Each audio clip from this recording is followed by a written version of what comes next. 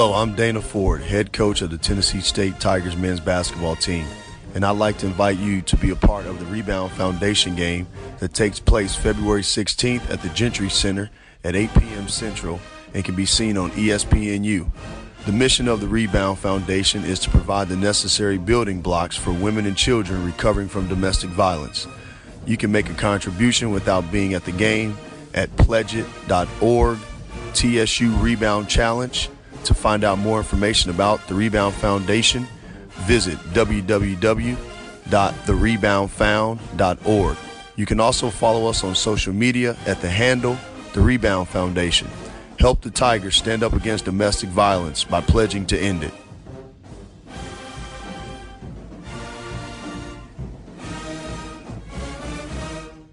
For all your photo, video, and voiceover needs, check out the fine folks at Blueberry Productions. They will take good care of you. If you don't believe me, you can see for yourself. Check out their work at blueberryproductions.tv, the Facebook page, Blueberry Productions, also a Vimeo page, a YouTube page, and it's Blueberry, BLUBERRY, Prod on Twitter. Check them out today. Blueberry Productions, great people, great work, great service. Fantasy football season is fast approaching, and if you're looking for an edge this season, you need to contact the guys at Draft Day Consultants. The concept is a simple one.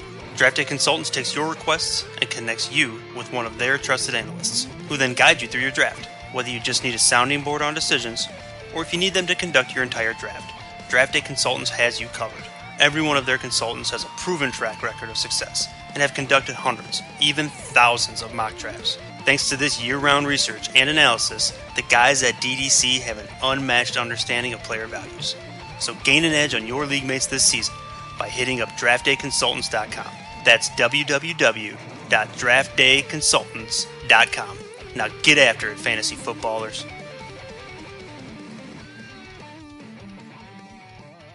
Hip-hop fans, I got a great album for you.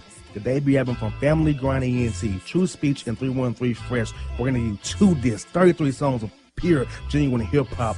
Album is available on iTunes, Amazon, Google Play, illstreetrex.com, and streaming live right now on Rhapsody, Beats Music, Spotify, Xbox Music, Slacker Radio, and SoundCloud. Check them out today, True Speech and 313 Fresh, Family Grind ENT. Believe in it, get it.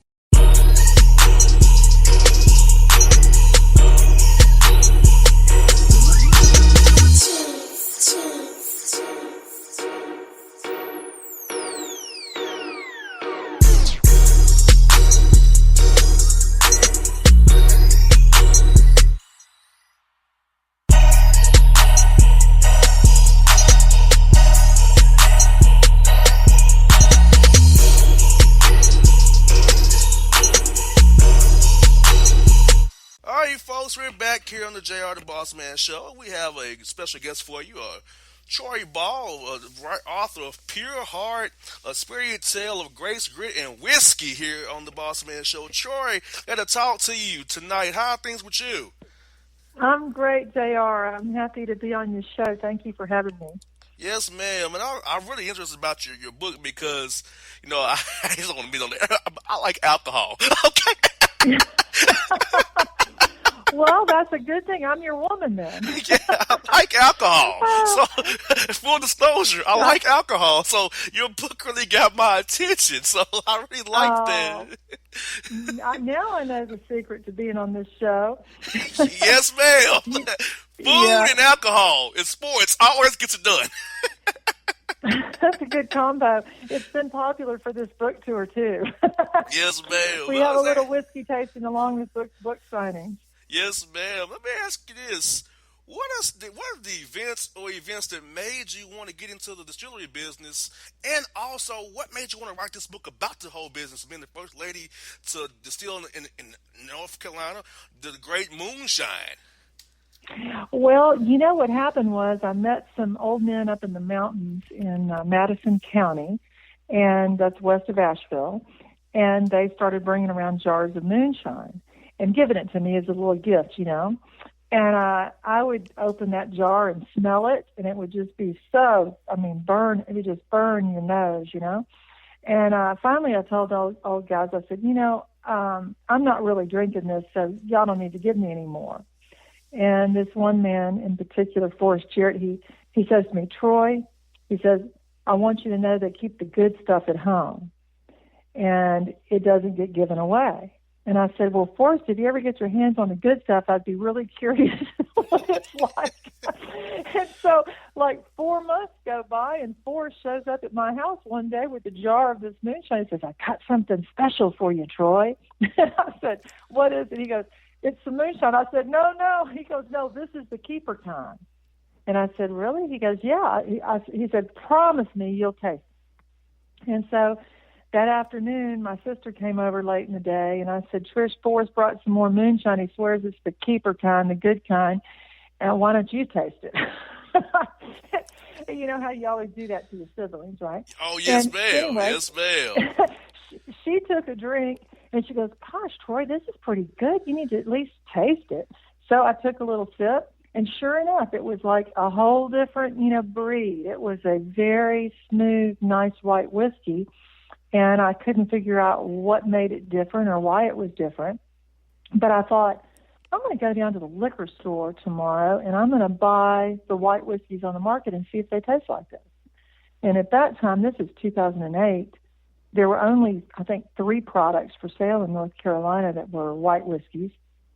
And I bought each of them, and I tasted them, and they were nothing like what this guy had brought me.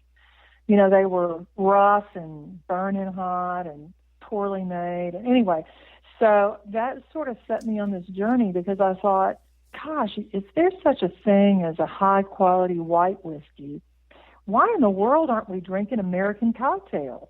Why are we drinking Russian vodka cocktails? Exactly. When we've got a really clean, beautiful white spirit in America. So that's what started this whole ball rolling. And about the book, my son actually I have 2 disabled sons, Marshall and Colton, and my third son is adopted. But Marshall and Colton are in wheelchairs and nonverbal and require full-time care. And so I named the whiskey brand Troy and Sons because my life had been about trying to take care of my boys, and I was hoping to create a business that would support them, when I'm old. But anyway, Marshall wrote a book, my older son, using an alphabet board, and he was on the Oprah Winfrey Show in 1999, and that show turned his book into a huge bestseller. And then Oprah had him back on the show in 99, 2000, and 2001. And so Marshall said to me I needed to write a book that told something about his story because he's a very unique person. And so I filed that away and said, well, one day I'll get around to it. And then a friend encouraged me to write the story. And as you know how life happens to you, JR? Yes. Sometimes you just end up meeting somebody who happens to be the right guy, and the next thing you know, something else good is happening in your life. That's how this book came into being, really. I went to an event out in California for Variety magazine, and I was pouring little samples of whiskey for, the highfalutin movie stars that were there. And the bartender was a young 28-year-old who acted a little, and he happens to tell me that he had written a film and he was going to try to raise money to get it produced. And I was impressed with this young kid. He was that energetic, And he said he was doing an event in Soho in New York and inviting some millionaires to come to try to raise money. And I said, why don't you let me send some whiskey, just as a favor, so you have something kind of neat at that little event. And he was so blown away. And then he said, could you please come? And I said, well, gosh, when is it? And I found out I'm going to be in New York that day, just as chance would have it. And so at the end of the day, I was exhausted. And I thought, gosh, I don't want to have to travel across New York City again. But I knew I'd feel badly if I didn't show up for this young man.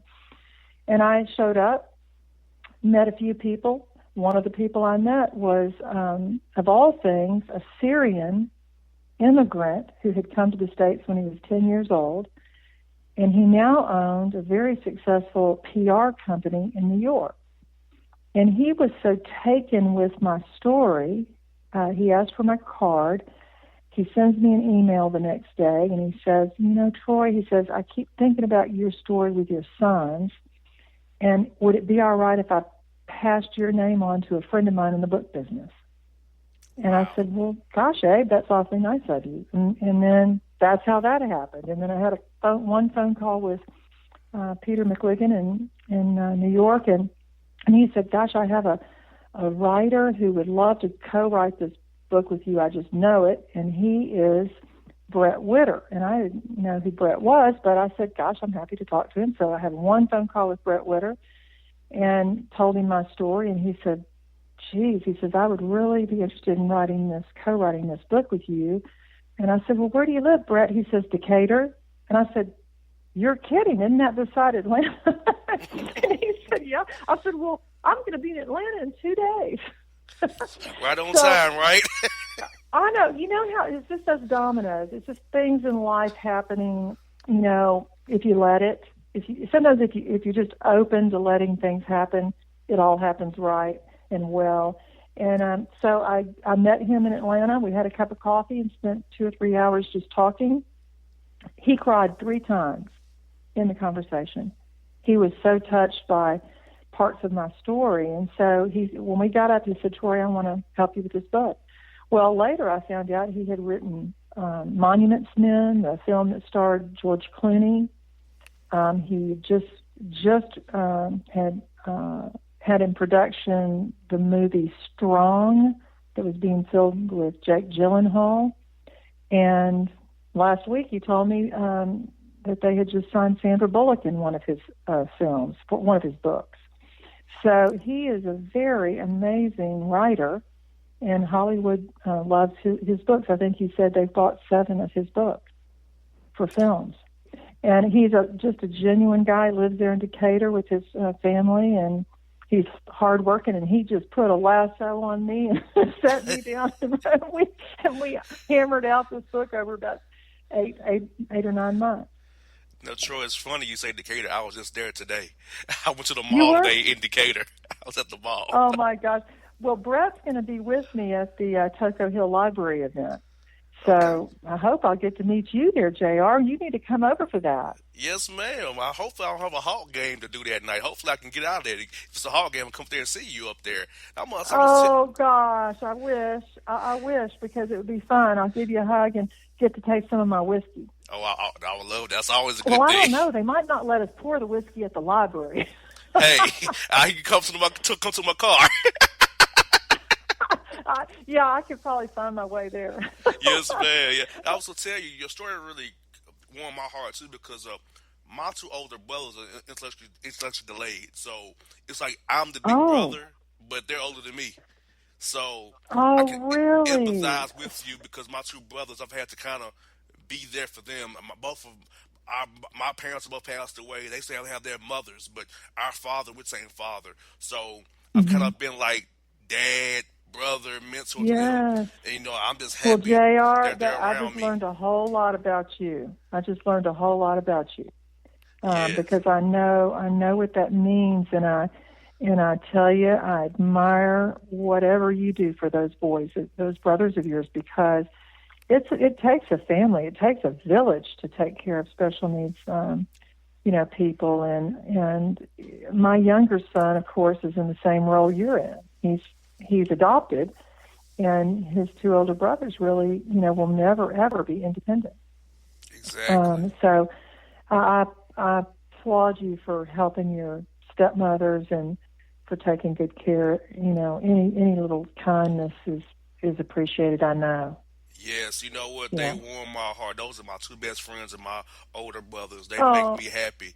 I try to give them a piece of my lifestyle, have them with me. They might not fully grasp it, but just to have them with me and make them happy. And all the guys who I work with, the players I meet, the teams I cover, they're all nice to my brothers and allow them to come around.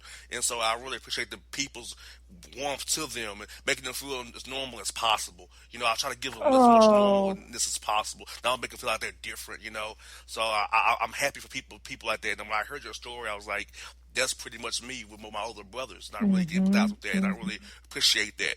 And that's what my foundation does too. My foundation is about intellectual disabilities, helping kids with those disabilities be as normal as possible. Oh, that is fantastic. Well, you need to let me donate something if y'all have an auction or whatever, because I like to support what I can. And I tell you, it sounds like you have a pure heart too. Yes, ma'am, I do. Like I said, I'm 29 years old. I'll be 30 in March, and just losing both of my parents before the age of 27, kind of showed me how precious life is.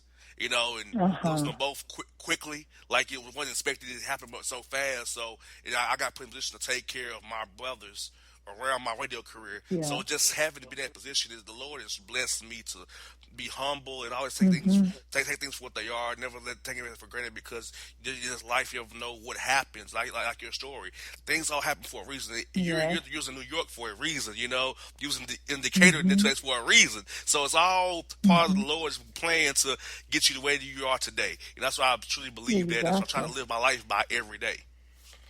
Exactly. Well, don't you feel that you have special gifts because of your brother's special needs? You're right about that. You have undoubtedly been shaped by having those guys in your life, and it's made you a stronger and better person. I'm certain of it. It has made me so humble and appreciative. Yeah, it makes you humble and grateful for all your blessings and what you can do for others. Yes, indeed. I mean, people ask me, what do you hope that this book does? What do you hope Pure Heart does? I said, well, I hope it inspires people to realize that no matter what kind of challenges they face, they can do something with their lives. They can overcome the obstacles that they face and turn lemons into lemonade. I hope that the book inspires people that way. And gosh, I'm so glad to know a little bit about your history. That's fantastic. Yeah, I can tell you this. My mother, on her deathbed, even told me that, hey, as long as you have breath, you can do anything you want to do. She said, I might not have much breath left in me, but you got breath left in you for a long time. And accomplish your goals with the breath the Lord lets you have remaining. So that's kind of your mother would be very proud. Today. Very. Mm-hmm. You know what? I go around the country. You're 29 years old. My sons are 30 and 28, so you're exactly right in the middle there. And I go around and I meet, amazing young people like this boy who's doing the films out in Hollywood and a musician out in Brooklyn and here and there. And I always tell them, I said, you know what? You're going to be my adopted son now. And I think I'm going to have to make you be an adopted son now, JR, because we are all one big family, really. Yes, we are. And it's important that we find people out there in life who are there for us. You can send a text and say, hey, just hey, or you can send a text and say, hey, I've got an issue, or I'm thinking about something. What do you think?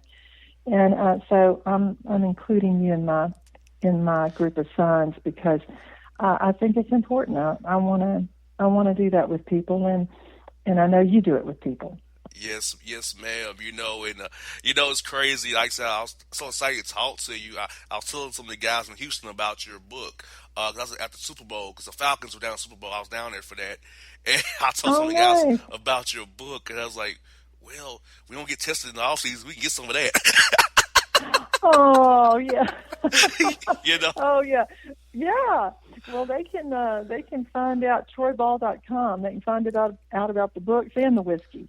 Yes, and I must ask you, how does it feel to be the first woman licensed to distill hard liquor in North Carolina? I love coming from what? You're going to get JR, you're going to get a kick out of this. When I became licensed in North Carolina, I actually was the first woman to become licensed in America to make whiskey. Oh, wow. Did you know that? There were one or two other women out there that had formed distilleries, but they were producing, like one I think was making a gin and one was making a vodka, which are very different beasts from whiskey. They're often made from just neutral grain spirits they buy in bulk. And we were actually growing our grain doing our own fermentations and distillations all on site. So, we were doing it the harder way. I didn't know I was going to be the first woman to do that. At the time, I was just doing it because it seemed like the right thing to do. I remember a very smart man once said to a large crowd of people, Ross Perot back in the day, he said, if you want to be successful in a business, you need to study an industry and figure out what's missing. And so I had always remembered that, and when I ran across this white whiskey that I knew was not on the market, the style of, really clean, beautiful white whiskey, I thought, well, there's something missing on the market. And actually, it's missing on the American market at accounts, at liquor, at bars and things like that, because we should be drinking American cocktails, American-based cocktails. So, that's why I made the decision to do this. It's kind of wild. You never know where your life will lead you. You're right about that, because I'll tell you, I thought I was going to be in the NFL, but that didn't work out for me. Now I'm on radio. Really? So, yeah, I played football, so I thought I'd make it in the NFL as a wide receiver, but that didn't happen. So I had to go to the radio real fast. I just you know what? I have one NFL story. I grew up and went to school with Eric Dickerson. I don't know if you ever heard of him. I like that guy. I saw him.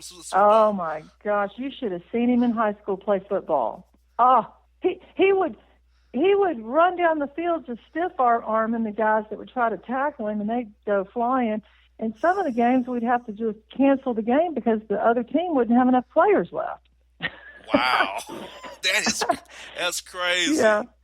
I know. Well, anyway, we sometimes life doesn't go the way we think it's supposed to go, and then it's funny because you look back and you realize that, gosh, some other door opened, and it leads to a really remarkable place too. I think that it's important, isn't it? I could tell you that. I'm gonna tell you that it was God that made the NFL, because losing both of my parents at the age that I did, who would take care of my brothers, I was in the NFL. Yeah.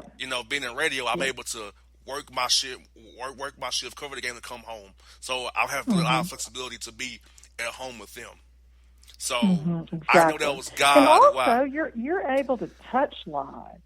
You're able to inspire people and impact their experience on a day-to-day basis, and you might not have had that experience if you've been in the NFL. You wouldn't have been able to reach into people's hearts. You wouldn't have been able to show people your pure heart.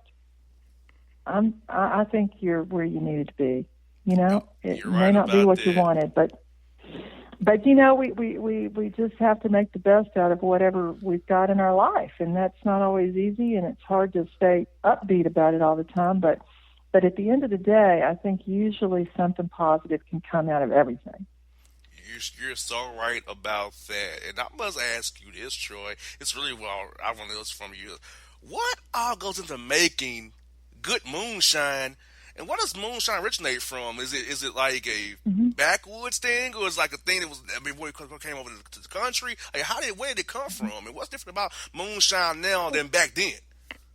Okay, well, actually, in the day, back in the 1700s, it wasn't called moonshine.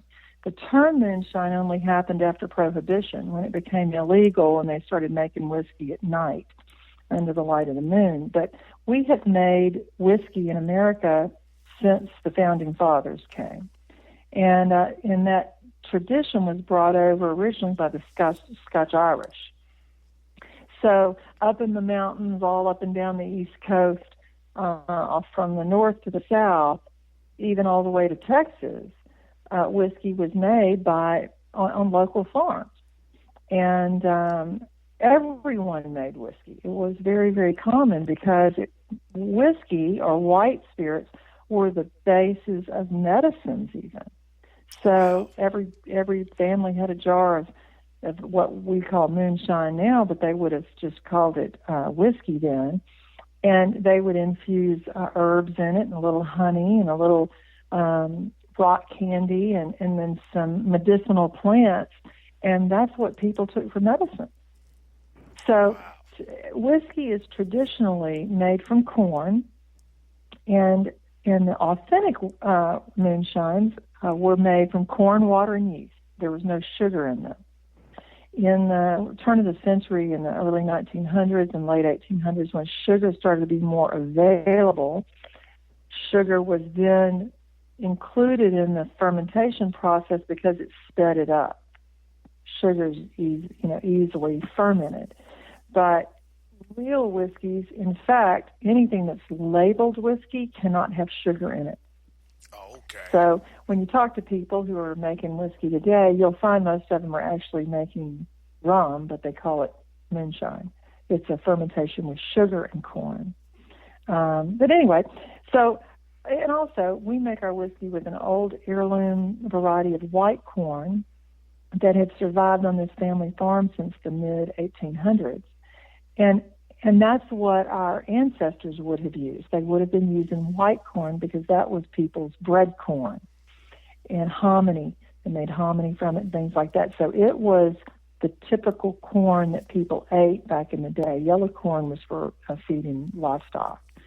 And I've been really amazed that these white whiskeys and moonshines were every man's occupation. I mean, in all the communities, in the black community, African American, and the white community, they all had a history of making moonshine, and it's something that shouldn't be lost in our society because it's part of our ancestry and our culture. Now, we should be careful about how we consume it. Exactly.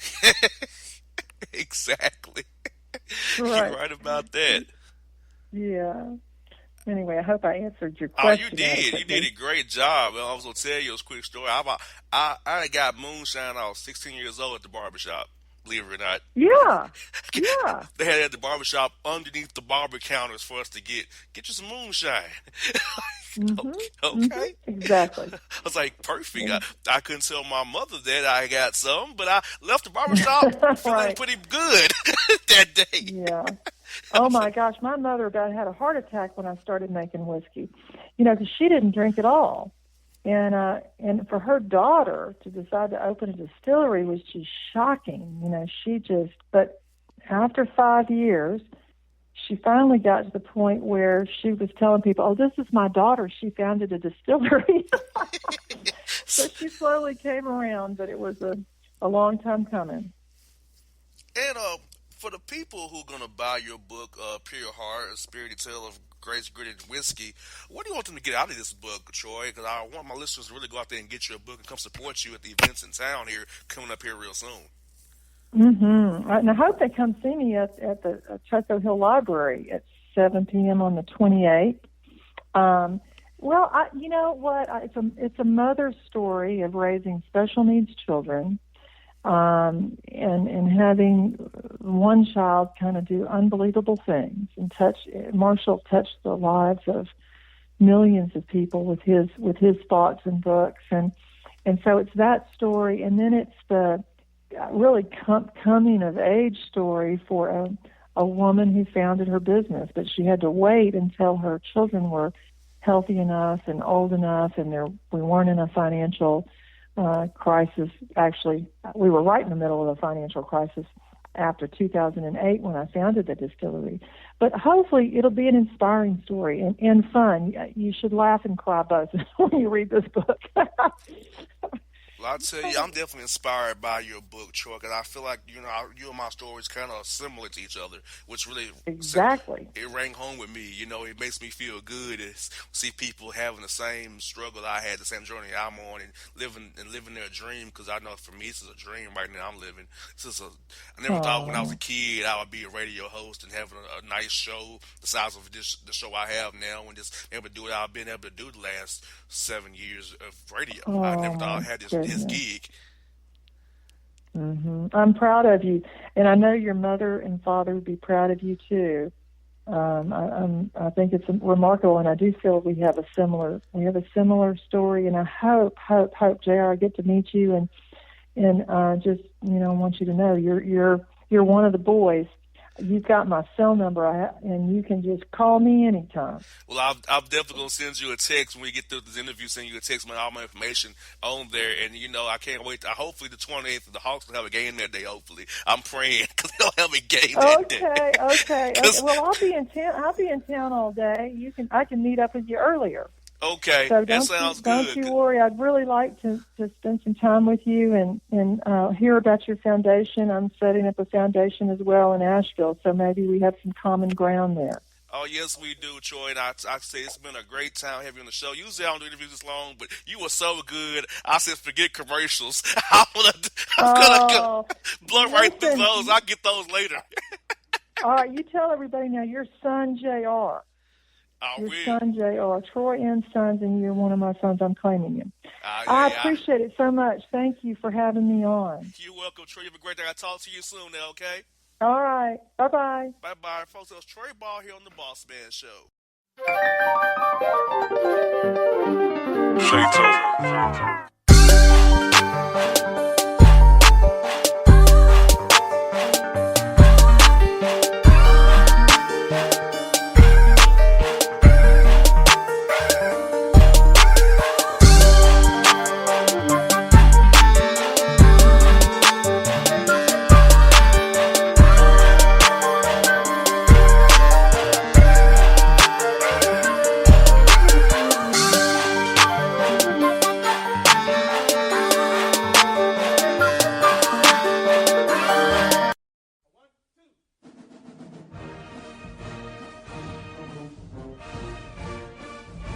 Hello, I'm Dana Ford, head coach of the Tennessee State Tigers men's basketball team, and I'd like to invite you to be a part of the Rebound Foundation game that takes place February 16th at the Gentry Center at 8 p.m. Central and can be seen on ESPNU. The mission of the Rebound Foundation is to provide the necessary building blocks for women and children recovering from domestic violence.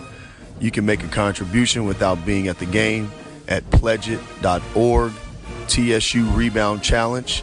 To find out more information about the Rebound Foundation, visit www.thereboundfound.org. You can also follow us on social media at the handle The Rebound Foundation. Help the Tigers stand up against domestic violence by pledging to end it.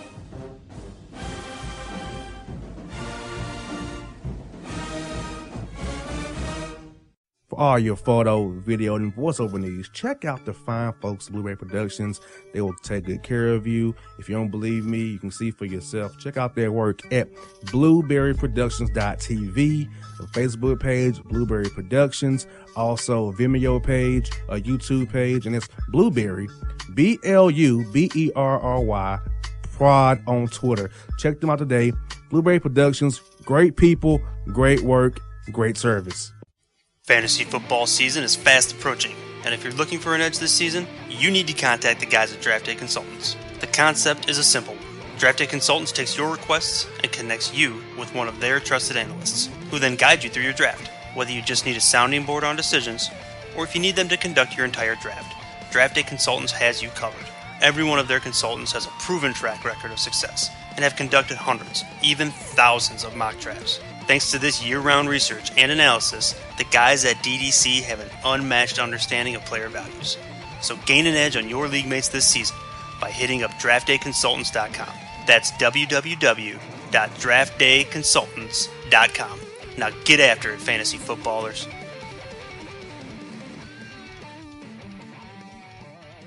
Hip-hop fans, I got a great album for you. The debut album from Family Grind ENT, True Speech and 313 Fresh. We're going to give you 2 discs, 33 songs of pure, genuine hip-hop. Albums available on iTunes, Amazon, Google Play, illstreetrex.com, and streaming live right now on Rhapsody, Beats Music, Spotify, Xbox Music, Spreaker Radio, and SoundCloud. Check them out today, True Speech and 313 Fresh, Family Grind ENT. Believe in it, get it.